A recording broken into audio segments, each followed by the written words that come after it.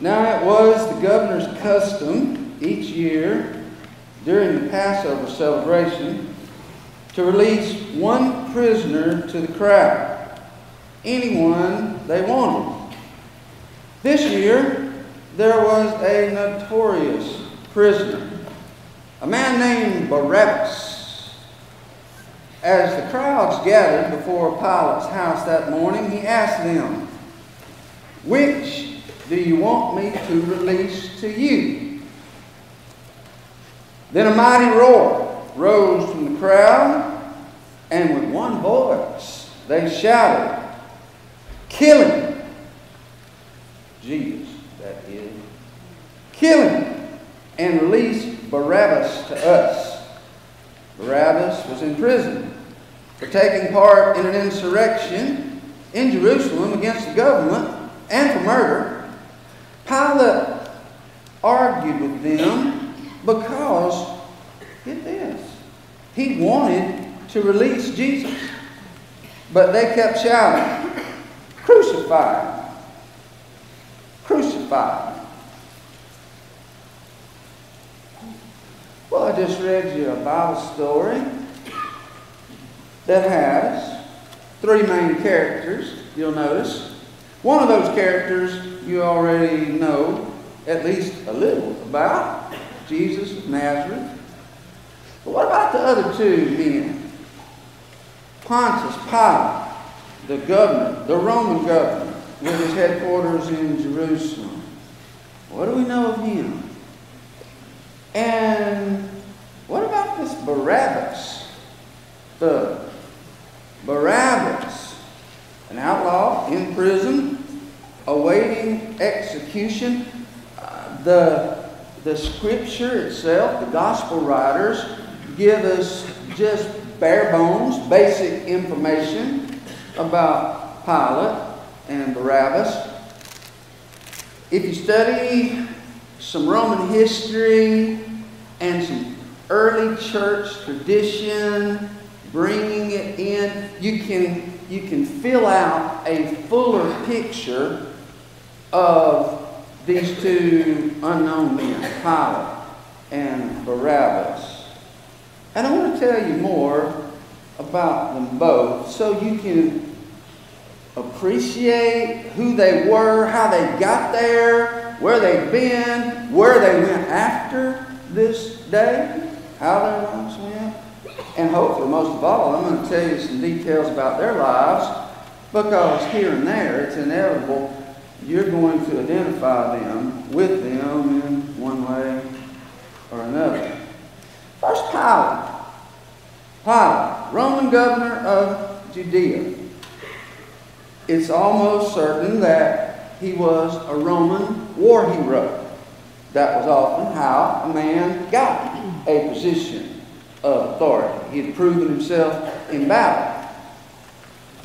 Roman documents suggest that Pilate was a horse soldier, a cavalryman. Actually, if you want to really get specific, he was a knight. Did you know they had knights that far back? These were some of the first knights. And it was later the Roman invasion of Britain that introduced the English to knights, and they developed it in their own way. Men like Sir Galahad, King Arthur, and my personal favorite, Sir Lancelot. Some say that Pontius Pilate was actually born up in Scotland. So he was a Highlander, a long, long way from home. But that's kind of far-fetched. Most likely, he was from Italy, like all other Romans. He'd obviously shown courage in battle. He'd shown gallantry in the midst of red-hot battle, pressure, and fatigue.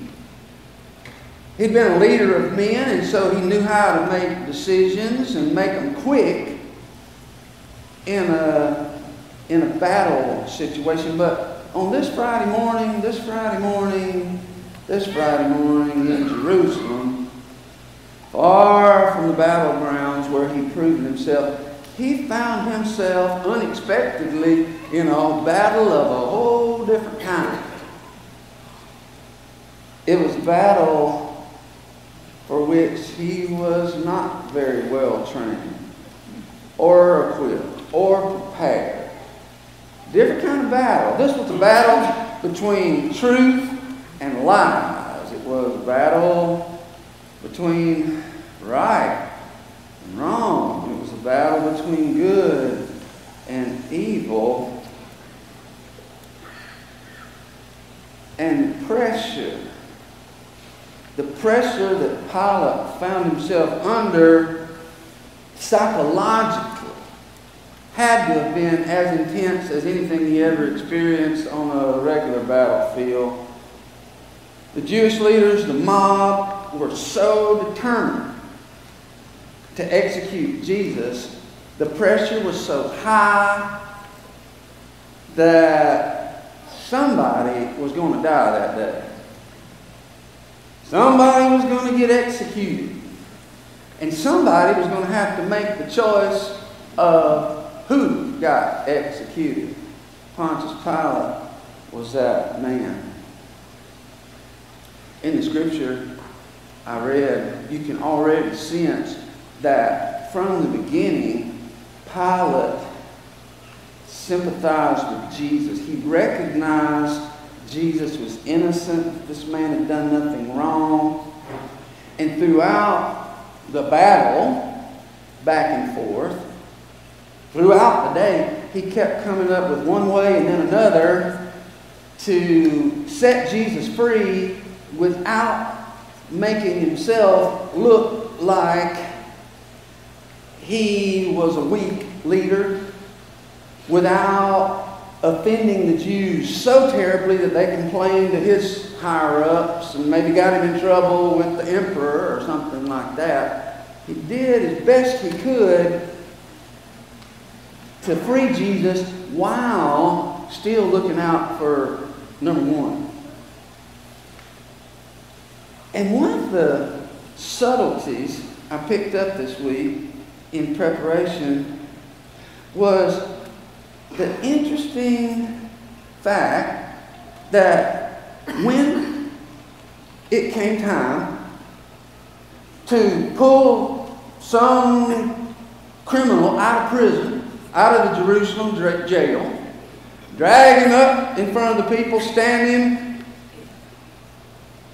on one side, stand Jesus on the other side, of all the dirty, low-down criminals in the Jerusalem jail, why pick Barabbas? The most despicable of all, the most notorious. He was in the maximum security cell. If he was going to be executed within a few days. He was well known. People knew how many Roman soldiers he murdered. There was this custom. There was a group of Jewish rebels, nationalists, and Barabbas was one of these. Some of them, I hope I get the name pronunciation right, the Sicarii. The Sicarii were knife men. And their technique, they had to use techniques that would actually work against superior Roman forces. And so they'd wait till the day of a big festival and walk through this mass of people with a long dagger, double-edged dagger under their cloak, walk by a Roman official and keep walking and disappear into the masses. Barabbas was one of these type murderers. Not because he was a coward, but because the reality was no army, certainly not an army of amateurs, could actually face a Roman legion. They were too well trained, they were too well outfitted, the weaponry was superior, they didn't have a chance. And so Pilate picked the knife man because he hated him. Every Roman official hated him. And you know, here's the thing. When you hate somebody, don't you just assume other people do too? If they don't, they ought to. Well, the assumption may have been that if I drag the worst, dirtiest fiend I can find from prison, offer him instead of Jesus to be crucified, surely there's no jury on earth who would convict Jesus and set Barabbas free. No. But here's the deal. Pontius Pilate did not understand fully the crowd of people he was dealing with. He didn't understand the way the common people, many of the common people, the masses, felt about criminals like Barabbas, because to the Jewish people, criminals like Barabbas weren't criminals. They were freedom fighters resisting Roman occupation. And Barabbas was actually a popular outlaw. Certain outlaws, you see it throughout history, and I'll give you some examples in a moment. Throughout history, you'll see that certain outlaws have this strange romanticism, this bravado about them that captivates people's imagination.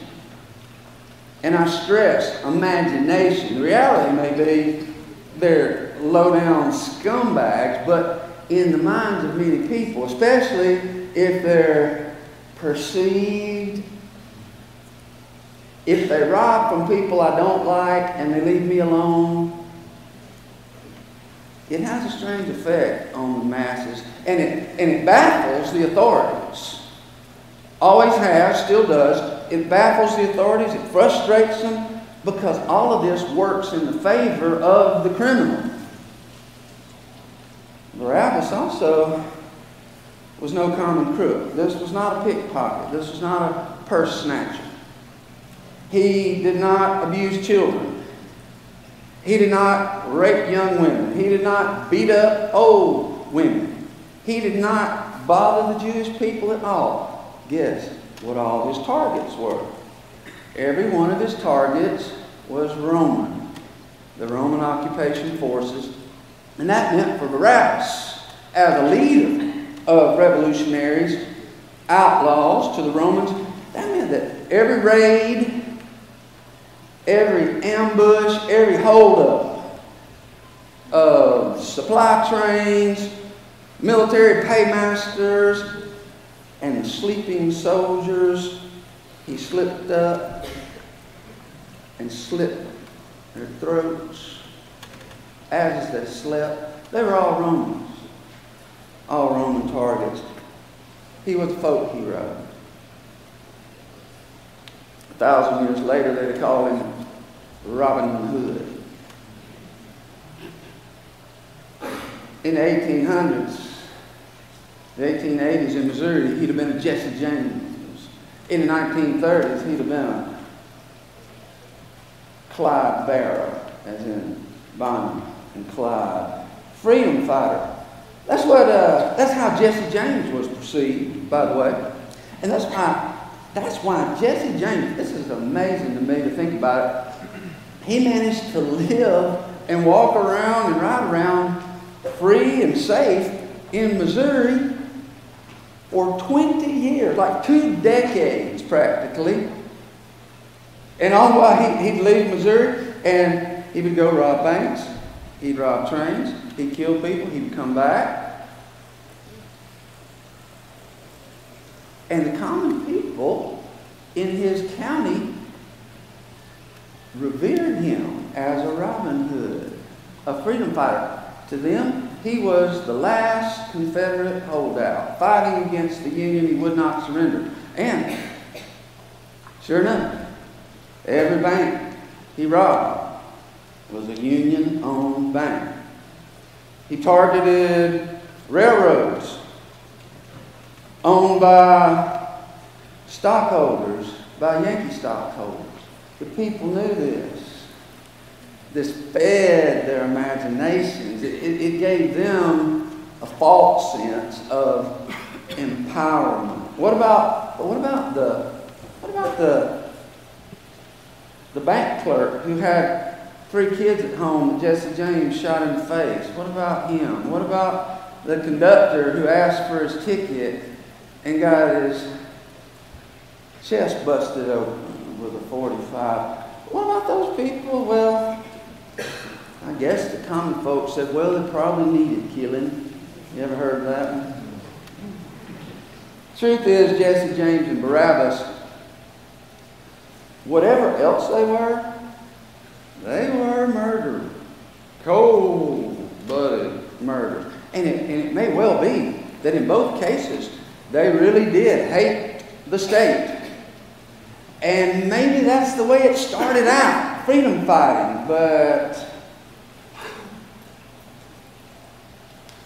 whether you consider that a good motive or not, it did not go anywhere good, because the more money they robbed, the more they wanted. And the more altercations they had with the law, the more resentment they built up. And it got to the point where it was no longer about the cause. At least not just about the cause. They were in business for themselves. Same is true of Bonnie and Clyde. It worked for these kind of people, for Barabbas, for Jesse James, for Bonnie and Clyde. It worked for them for a season. It worked. People would lie for them. People would hide them out.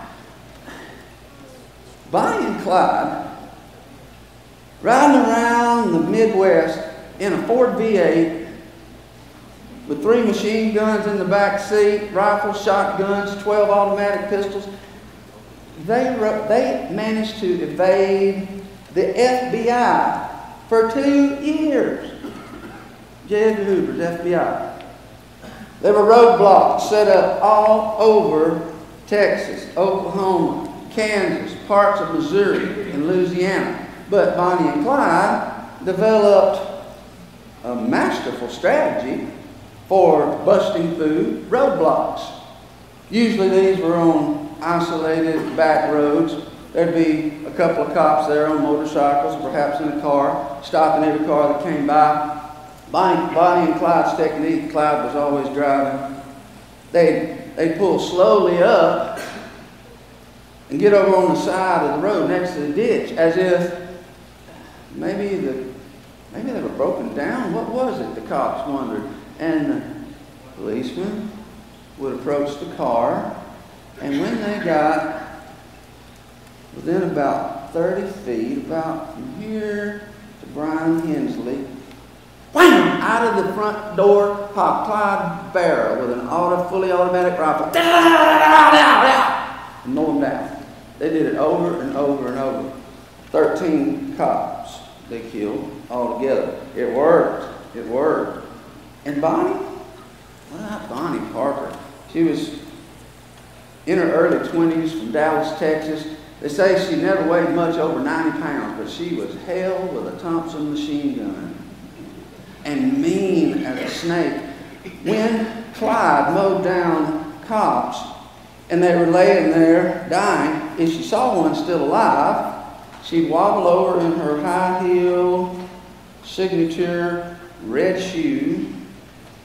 And if he was laying on his face, Bonnie would take her foot and flip him over on his back, put the gun to his head so he could see what was coming.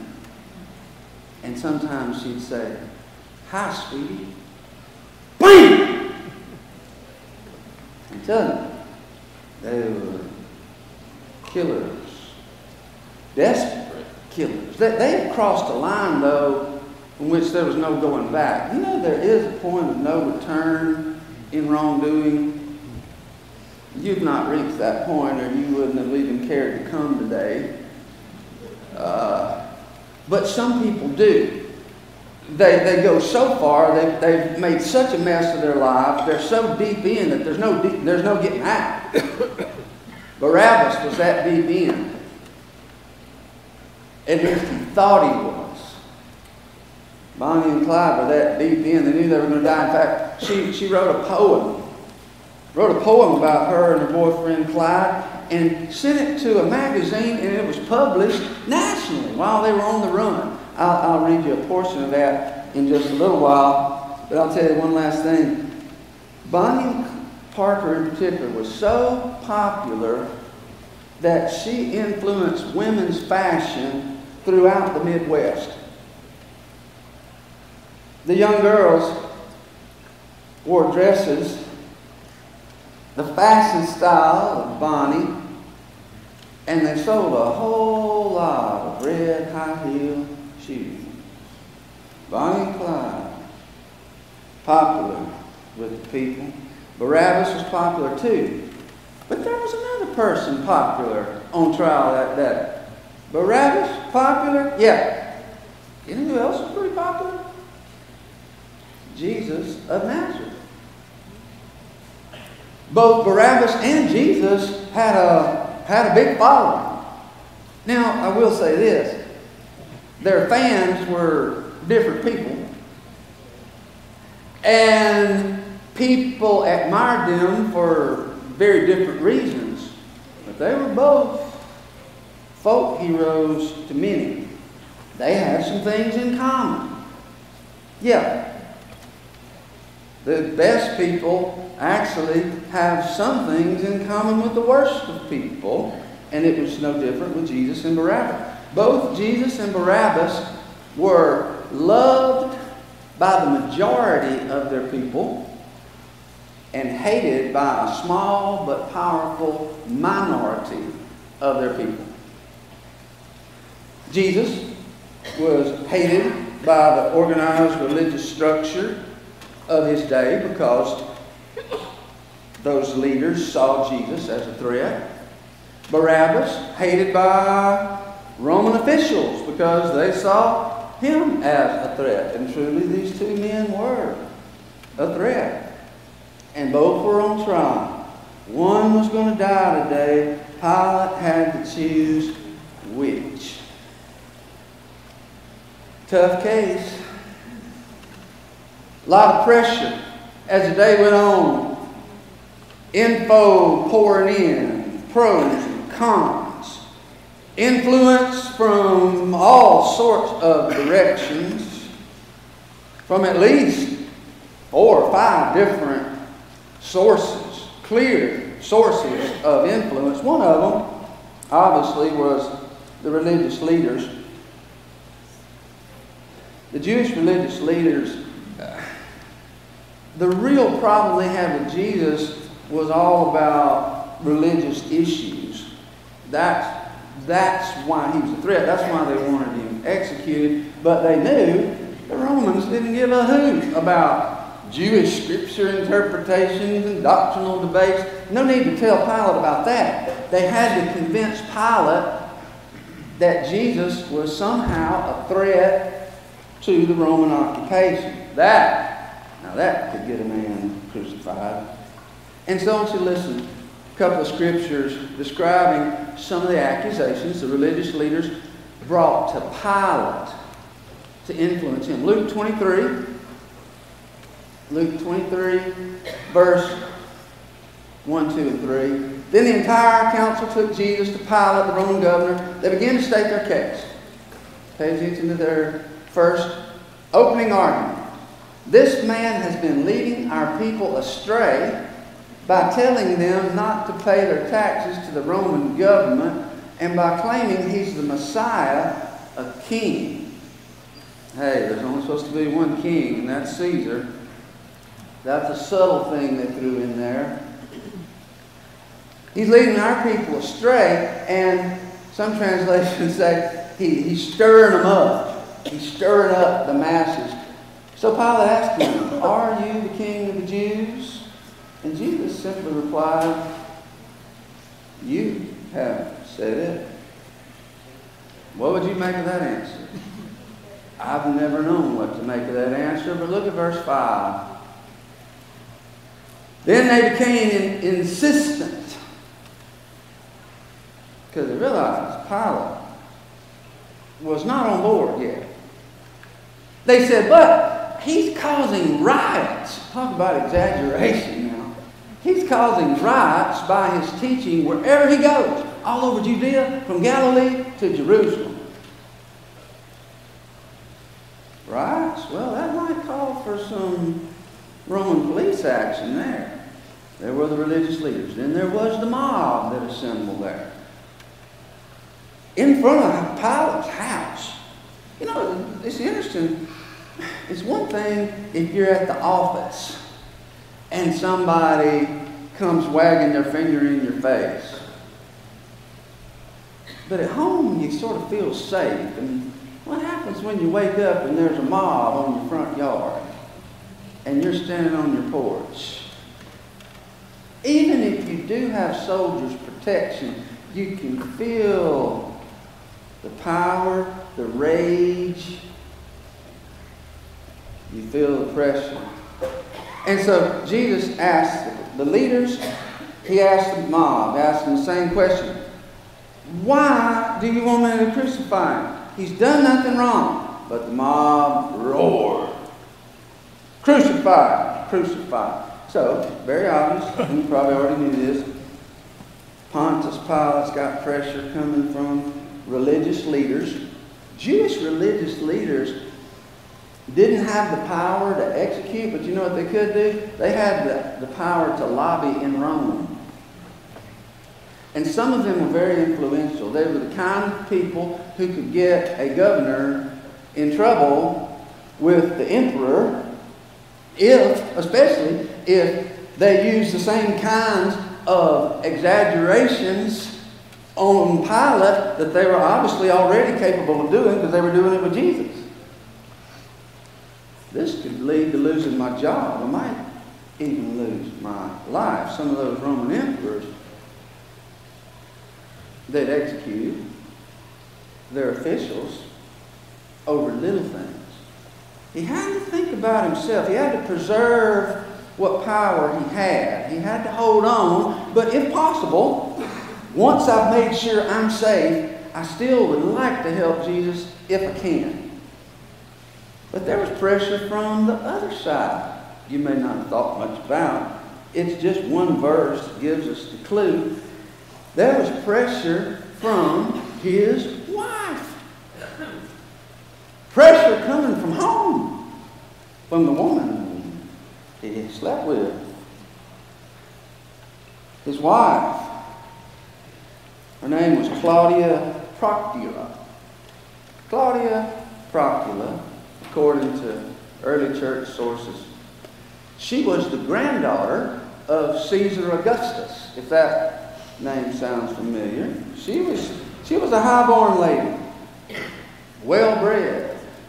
But she was a long way from home down in Jerusalem. And here's the interesting thing. While in Jerusalem with her husband, who was governor, she got interested in the Jewish God. The Jewish concept of this one God. And some say he loves everybody, even Romans. Now some of the Jews didn't act like he loved anybody but them, but she heard it enough that she began to wonder, and she became sort of a seeker. In fact, some church traditions say that Claudia eventually converted to Christianity. The Greek Orthodox Church considers her a saint, Claudia Procula. And it's possible that she may be the same Claudia that the Apostle Paul mentions in 2 Timothy 4:21. But all of that was still future. Right now, she's just a seeker. Her soul was stirring, and her heart was searching, and her mind was open to whatever she was going to find.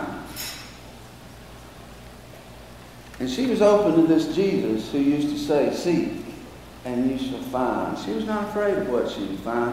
She was seeking. And you know, those are the kind of people with earnest seeking, searching hearts and open minds. Those are the kind of people, if they keep that up, they begin connecting with the divine. Here a little, there a little, one experience, another conversation, a dream, and slowly their conversion begins to unfold. And so it's not abnormal at all that this woman, who already was prone to sympathize with the King of the Jews, had a dream. Matthew 27. Matthew 27, verse 19.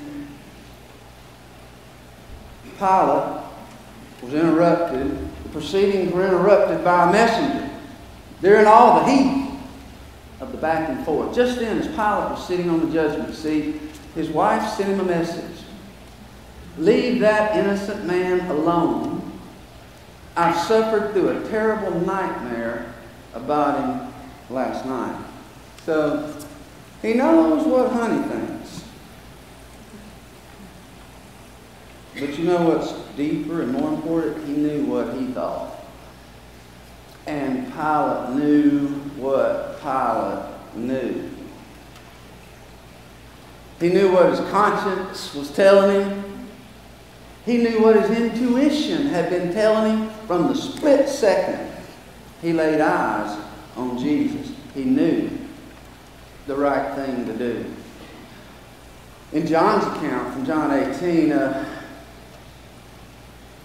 John includes the detail the others don't. It says that Pilate actually at one point took Jesus off the scene back to his headquarters.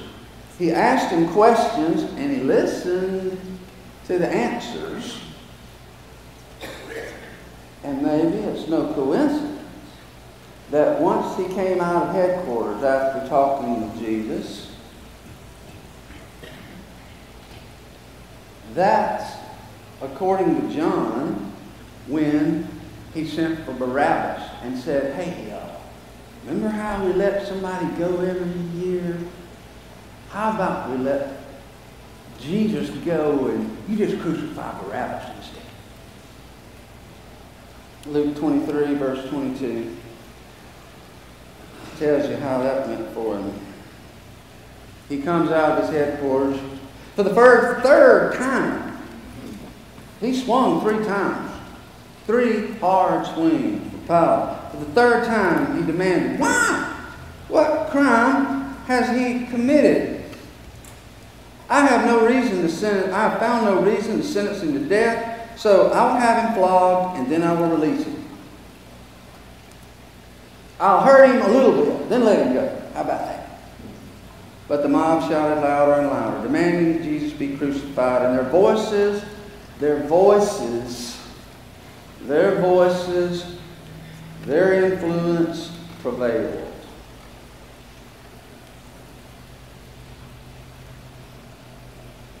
So Pilate sentenced Jesus to die as they demanded. As they requested, he released Barabbas, the man in prison for insurrection and murder, but he turned Jesus over to them to do as they wished.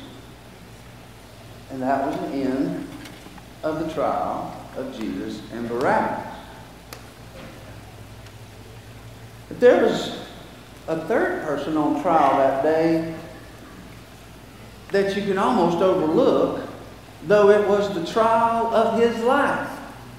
You ever thought about this? Pilate himself was on trial that day. This was the test of his life. And he failed. He failed Jesus. He failed justice. Maybe saddest of all, he failed himself. And maybe there's no worse feeling than knowing you betrayed yourself. You betrayed your inner knowing because of pressure or influence from other people you did not want to anger or disappoint. I said it before, let me say it again. Pilate, the instant he saw Jesus And the minute he began talking with him, he knew this man was innocent. He knew the right thing to do. But then the debates started. Back and forth and back and forth. The pressure was mounting. The atmosphere was heating up. And there were pros and cons being weighed in his head. And all this stuff was running together, in his brain. And what happened is, the simple truth Pilate knew suddenly got complicated somehow. I say suddenly. Actually, it slowly got more and more complicated the more he analyzed it. The examination, the cross-examination, weighing this possibility and that, complicated a simple truth through over-analysis. Just the other day,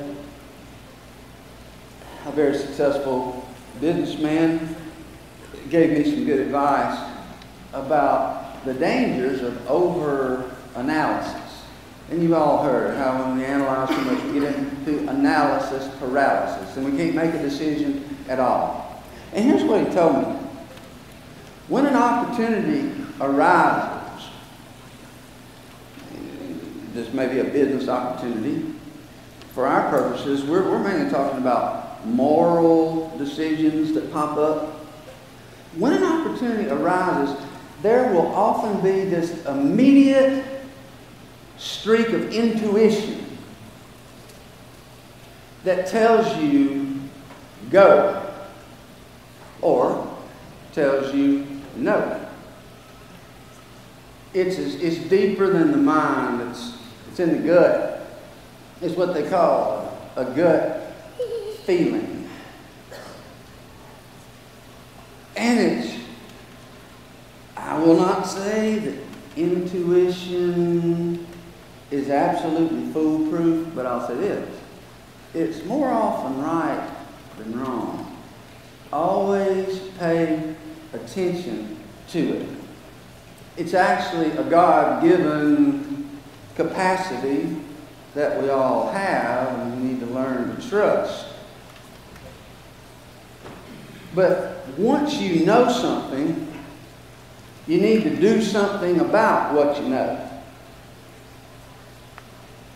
Because the longer you wait to act on it, the more complicated it'll all get in your head, and the more likely you are to mess up. I'm going to listen to this statement.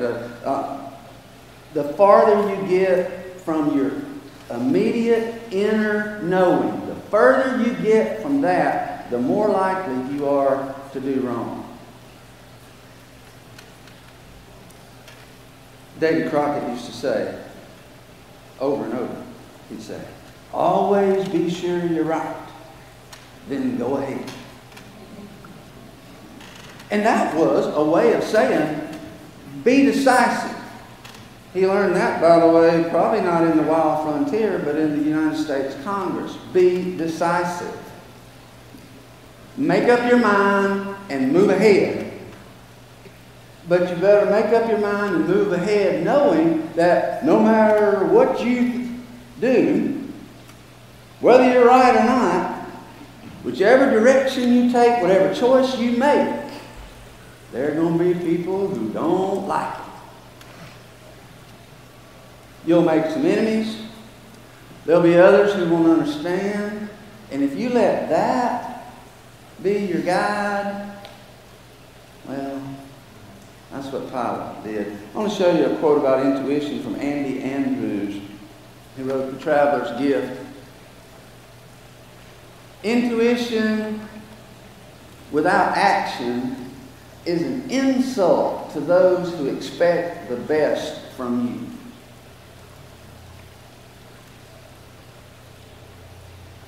Pilate's best was needed that day. That his intuition did not lead to any action. He couldn't make up his mind because he couldn't please everybody. And again, what if I make them so mad that there's an uprising? What if there's What if there's some sort of revolt? Yes, my soldiers will be able to put it down. I know. We can win it, but the news will go back to Rome. Caesar already says this is a hotbed, this Judea place. He sent me here because he says, I know how to handle these kind of people. All right, that would not look good for me. It might not go well for me. It brings me to another Andy Andrews quote. Most people fail at whatever they attempt because of an undecided heart. Should I? Should I not? Go forward? Go back? Success requires the emotional balance of a committed heart. Being sure you're right, go ahead. When confronted with a challenge, the committed heart will search for a solution. The undecided heart searches for an escape. Now, what's Pilate been doing throughout this whole trial? Searching for an escape, and he couldn't find it. He couldn't make up his mind. And here's what happens, folks of every age. If you and I don't make up our own minds, other people and other forces will make up our minds for us. And there's a very important thing about which every single one of us, whatever our differences of background or experience may be, every one of us in this place, there's one thing about which we must make up our mind. You know what it is? It's a question that sort of reminds me of the question, the issue Pilate faced. You know what it is? The question. Make up your mind. What will you do with Jesus, who is called the Christ?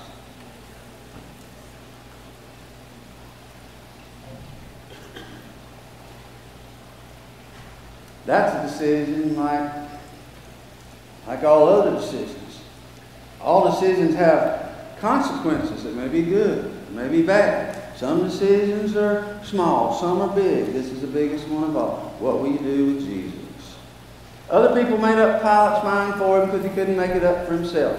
And how'd that go for him?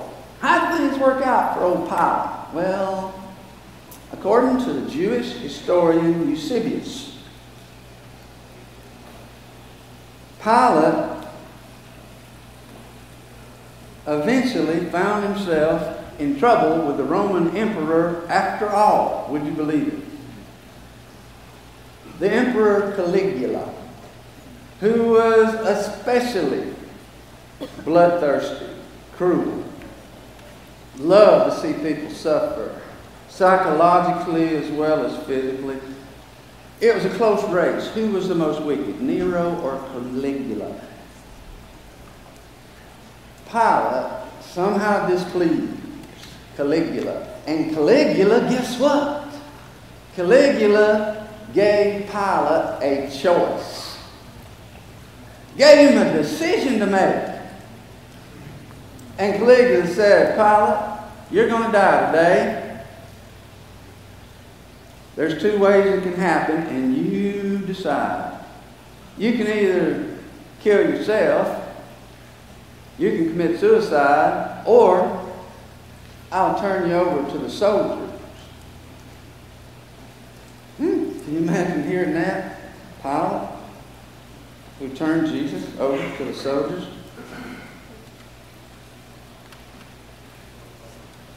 In the end, there's no getting away from choices.